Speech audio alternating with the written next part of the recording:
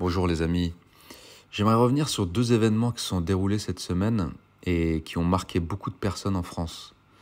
Le premier événement concerne des accusations d'abus qui ont été portées contre l'abbé Pierre. Donc l'abbé Pierre, qui est le fondateur d'Emmaüs, c'est une figure emblématique, tant pour les catholiques que pour les Français en général. Donc il y a plusieurs femmes qui accusent l'abbé Pierre d'abus. L'abbé Pierre est décédé en 2007, rappelons-le.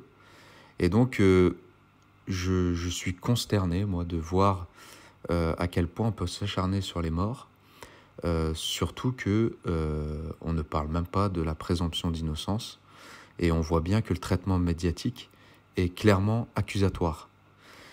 Ce qui me révolte le plus, également dans cette histoire, c'est que la société Emmaüs a confié l'examen de ce dossier à une personnalité politique d'extrême gauche. Cette femme est connue pour ses positions ultra-féministes. Cette dame m'a d'ailleurs dit que 2 hommes sur 3 sont des potentiels agresseurs. Et donc franchement, il y a de quoi se poser des questions sur l'impartialité du traitement de cette affaire. De plus, l'Église catholique est complètement silencieuse. C'est comme si dans votre famille, je ne sais pas, un membre de votre famille est mort, et puis on se met à parler sur lui, et que personne dans la famille se met à parler, se met à le défendre, etc. L'Église catholique est silencieuse. Elle laisse un vide total dans la défense de la présomption, au moins d'innocence, et dans la défense de la mémoire de l'abbé Pierre. Et franchement, ce silence, moi personnellement, il me préoccupe. Il laisse entendre que l'Église pourrait être complice par son inaction. Si l'Église ne parle pas, les gens pourraient se dire, peut-être que elle sait des choses et qu'elle n'ose pas le dire, ou peut-être qu'elle est en train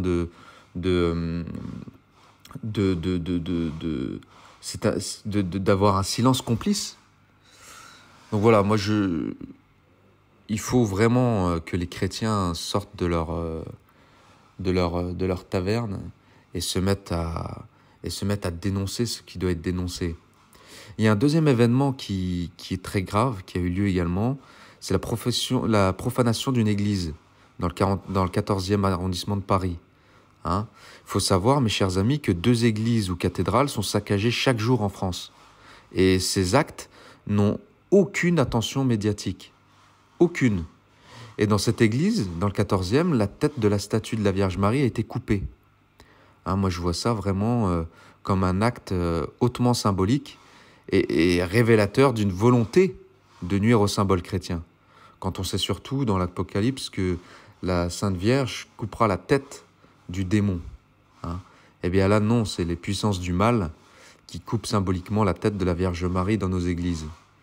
Donc ces événements, ils montrent vraiment à quel point il y a une volonté anti-chrétienne au sein du pouvoir. C'est de très très loin, les actes anti-chrétiens sont de très très loin les plus répandus en France. Que se serait-il passé si c'était un rabbin ou un imam qui avait été accusé de telle manière, ou si c'était une mosquée ou une synagogue qui avait été saccagée de cette manière? Je peux vous dire qu'on en aurait entendu parler. Et ils ont raison. Donc il est pertinent de se demander si des actes similaires contre des mosquées ou des synagogues auraient suscité autant d'indifférence. Cette différence de traitement médiatique, donc contre les chrétiens, sont clairement un fait, un constat indéniable.